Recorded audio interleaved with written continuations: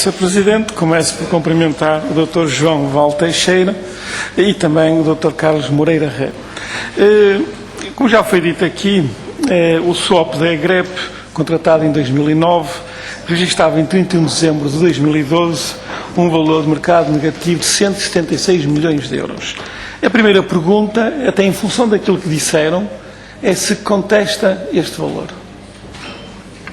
Seria capaz, utilizando outros instrumentos que não aqueles que foram referidos, de fazer um cálculo deste valor a 31 de dezembro de 2012 para obter um número concreto igual ou diferente deste? Presidente, bem, todos nós percebemos que isto é calculado com base em estimativas de evolução futura de determinadas taxas. E se essas estimativas viessem a confirmar exatamente, então este seria o valor a pagar. Mas a questão não é essa, isto todos compreendemos. É se têm alguma estimativa mais rigorosa, mais fidedigna daquelas que foram produzidas para obter este valor, que permita obter um valor substancialmente diferente, até, digamos, positivo. É esta a pergunta e não sobre o método concreto que foi utilizado para calcular isso, mas se conseguiam produzir estimativas mais fidedignas, mais rigorosas, que conduzissem a um valor substancialmente diferente deste.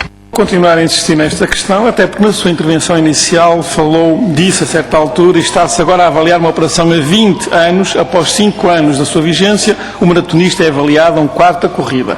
Implicitamente aqui estaria uma expectativa que nos outros 3/4 da corrida a situação se melhorasse, alterasse e este valor de mercado não fosse negativo, mas quem sabe até positivo. É o que está contido implicitamente nesta sua afirmação. E eu pergunto-lhe, tem essa expectativa de que se deixássemos o tempo correr, isto é, até 2028 invertia-se tudo, e em vez de se pagar 174 milhões, recebia-se 200, ou 50, ou 30, e se sim, em que é que baseia as suas expectativas? Obrigado, Sr. Presidente. Vamos então assumir este valor de mercado negativo de 176 milhões, visto que não apontaram outro que se possa ser usado como alternativa a esta. Mas há outra questão que foi refrisada na sua intervenção inicial que me deixou um pouco intrigado e eu gostaria de um esclarecimento adicional. Tem a ver com a sua afirmação de que isto não custou nada aos contribuintes. Na realidade, no dia 13 de junho de 2013, este contrato SWAP foi cancelado e a EGREP pagou ao JP Morgan 122 milhões de euros. Não foi com dinheiro próprio, creio que terá sido um empréstimo do IGCP e com esse empréstimo do IGCP a EGREP pagou, de qualquer maneira, está a dever ao IGCP 122 milhões mais os juros que terá que pagar por este empréstimo. Então quem é que paga este dinheiro? De onde é que vem? Acho que não há dúvidas que o JP Morgan recebeu a maleta com 122 milhões. Portanto, de onde é que veio este dinheiro? Quem é que o vai pagar? Presidente, eu então, e até por diversas referências que fizeram a esta negociação, quer na intervenção inicial, quer agora nas respostas, como é que classificaria a forma como o atual Governo, conduziu a negociação, via IGCP, do cancelamento do swap da EGREP? Como é que vê, como é que se classificaria a atuação do Governo e da IGCP nesta área? Sr. Presidente, eu vou reformular a questão, até para facilitar a resposta. Se tivesse continuado à frente da EGREP a gerir e a gestão do swap se mantivesse na EGREP e não no IGCP, o que é que teria feito? Portanto, eu perguntei-lhe o que faria se tivesse a gestão deste swap e não me respondeu que o cancelaria e pagaria 122 milhões à JP Morgan por esse cancelamento. E falou-me de outras possibilidades, de reestruturação, melhoria, etc., mas não me falou desta, portanto, presumo que considera esta uma má opção e que não a tomaria, o que, de certa forma, responde à pergunta anterior, o que é que considera sobre a negociação do Governo. Passando agora a outro aspecto. Em 2008, a EGREP pediu um parecer ao IGCP sobre um SWAP e esse parecer foi negativo e já afirmou aqui que não foi dado continuidade à contratação desse SWAP. Gostava que comentasse aqui uma frase, uma apreciação feita no parecer do IGCP, que a páginas tantas, logo no início, na segunda página, afirma: as duas operações que a EGREP tem em carteira, portanto estamos em 2008, não são verdadeiramente de cobertura, isto é, não reduzem o risco, mas sim de alteração do tipo de risco. Eu pedia que comentasse esta apreciação feita no parecer do IGCP, que conhecem bem, eu apenas estou a reler textualmente o que aqui está. Portanto, não concordam com a apreciação feita pelo IGCP relativamente aos dois derivados que tinham em carteira na altura, em 2008. Entretanto, avançaram para a contratação deste derivado em 2009. E com este derivado, eu gostaria agora de perceber a estrutura deste derivado e as vossas opções. Até a GREP recebe Euribor mais uns pauzinhos, 0,075%. E paga no mínimo, pode pagar mais 4,9%. Na altura em que contrataram este swap, a Euribor estava a começar a descer. E no espaço de poucos meses desceu a pique para valores superiores a 3 meses, era 5%, aqui 4%, e caiu para menos de 1% em pouco tempo. Na altura em que contrataram este swap, no início, no primeiro trimestre de 2009, já havia uma percepção, que já vinha desde o último trimestre de 2008, que estas taxas estavam a cair de uma forma anormal, que não era previsível, uns meses antes, um ano, mas estava a cair. Como é que justificam a opção, no momento em que a Euribor está a cair a pique e rapidamente, por esta altura, chegou a menos de 1%, tenham trocado o Euribor a 6 meses por uma taxa fixa de 4,9%, quando a Euribor, neste momento, era claro na altura, que vinha por aí abaixo e já era na altura muito inferior a 4,9%. É verdade, mas o facto é que fizeram uma troca de Euribor a 6 meses por uma taxa de 4,9%, diferida a 3 anos até agosto de 2012, a altura em que passaram a pagar essa taxa. Entretanto, a Euribor, e presumo que a vossa expectativa na altura em que fizeram o swap era que aquela queda de Euribor fosse temporária, descia a pique e depois tornava a subir. O facto é que nos últimos 4 anos ela manteve-se em baixo e, portanto, este spread de 4,9% está desajustado daquilo que é o valor da Euribor atualmente.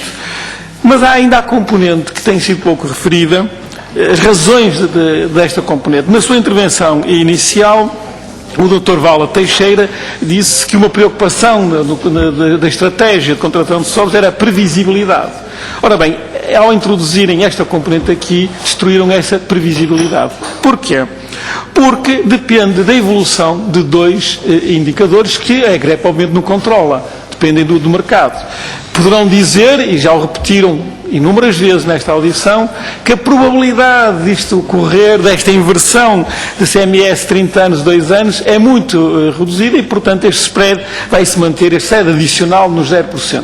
Mas a verdade é que, por exemplo, em 2 de manhã, o Presidente da Carris nos dizia, relativamente a outros swaps, que quando os contratou em 2006, ninguém imaginava que a Euribor ia cair para menos de 1%, ou que a SMS a 10 anos ia cair abaixo de 2,75%. E o facto é que caiu. E, portanto, o facto de introduzirem este termo aqui, de ser reduzida a probabilidade, e não sei se estimaram essa probabilidade, e se estimaram, podiam dar o valor, qual é a probabilidade disto até 2028 acontecer, mas o facto é que uma coisa que não é de probabilidade nula pode sempre acontecer. E se acontecer, entra aqui um spread que se vai somar ao 4,9%, tem aqui um chapéu de máximo de 4%, portanto esta taxa poderá, se houver esta inversão, ir até aos 8,9% se verificar esse acontecimento que considero imprevisível, mas que não impede que ele possa acontecer amanhã. E, portanto, quando entramos nesta terceira componente, temos que introduzir aqui um elemento de risco para obterem, disseram, melhores condições junto da banca para contratar a tal componente fixa. Mas o facto é que se a coisa correr mal, e há uns anos atrás, quando foram contratados muitos swaps, as coisas correram mesmo mal, passam de uma taxa de 4,9 para uma taxa de 8,9 e aí sim muito superior ao valor atual de 6 meses. E a pergunta é, havia necessidade de introduzir esta componente de risco? Como é que justificam isto? Não estão aqui a arriscar com dinheiros da empresa? Dizem que não são públicos, mas a empresa é uma empresa pública. Não seria muito mais responsável e adequado simplesmente contratar um swap sem estas componentes que apostam na evolução futura de índices que a GREP e os senhores não controlavam e não controlam e ninguém controla? Em resposta à minha a questão da primeira ronda, o doutor Carlos Moreira falou de uma decisão que tinham tomado conjuntamente de definição daquilo que era o limite superior que a GREP poderia pagar por um swap, a taxa. aquilo que constituiria o limiar superior de sustentabilidade financeira da empresa e teriam chegado à conclusão que os 5% era o máximo que a EGREP estaria disposta a pagar, o máximo que a EGREP poderia pagar. E acrescentou ainda, o primeiro banco que nos propôs um valor inferior a 5%, JP Morgan, 4,9%, nós aceitamos imediatamente. E contrataram esse swap.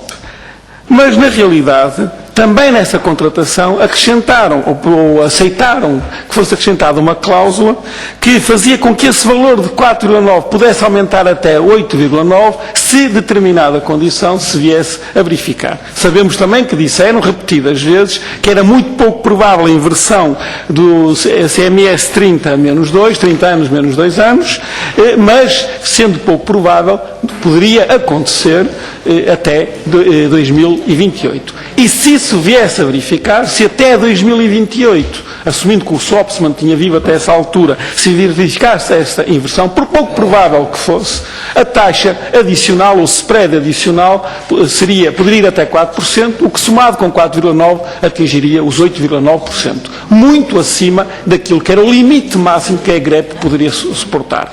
Ou seja, ao aceitarem a inclusão desta cláusula, assumiram um risco de que o financiamento ao longo desses de 15 anos até 2028, num determinado momento, podia ultrapassar os 5%, colocando em causa a sustentabilidade financeira da empresa. E, sendo assim, nós consideramos que isto é censurável e que essa decisão colocou em risco a sustentabilidade financeira da EGREP, mesmo que o evento que daria origem a essa situação possa ser de probabilidade reduzida.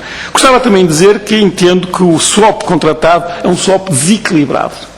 É um swap desequilibrado a favor do banco. A EGREP paga 4,9% e recebe 1/10 em números redondos deste valor, que é a Euribor atual. Na altura em que contrataram, e disseram-no aqui, havia a vossa expectativa de que aquela descida de Euribor pudesse ser temporária e depois a Euribor voltasse àquilo que considerávamos valores normais, da ordem dos 3%, 4%, 5%, e, portanto, nessa altura, para o Conselho de Administração da EGREP, 4,9% era aceitável. Vou concluir.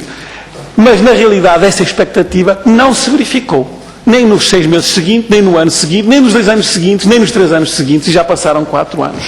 E, portanto, estamos numa situação em que a Euribor a 6 meses, que é aquilo que a EGREP recebe, está 10 vezes abaixo, em números redondos, há variações, daquilo que a EGREP paga.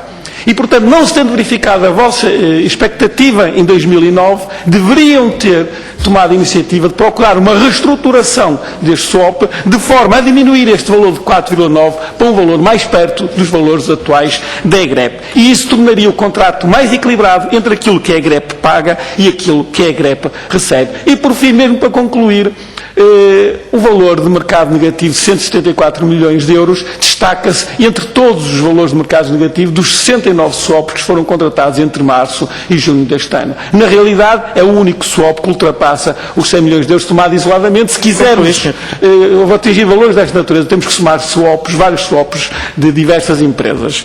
E essa circunstância resulta exatamente deste desequilíbrio. O profundo desequilíbrio entre aquilo que recebe e paga dita um valor de mercado tão negativo que, a concretizar-se essas estimativas, iria produzir um prejuízo muito grande até 2028. E, portanto, entendemos que este swap temos uma regra que aceitamos cumprir. Os interesses da empresa, mas sim os interesses do banco. Concluo e obrigado pela sua tolerância, Sr. Presidente.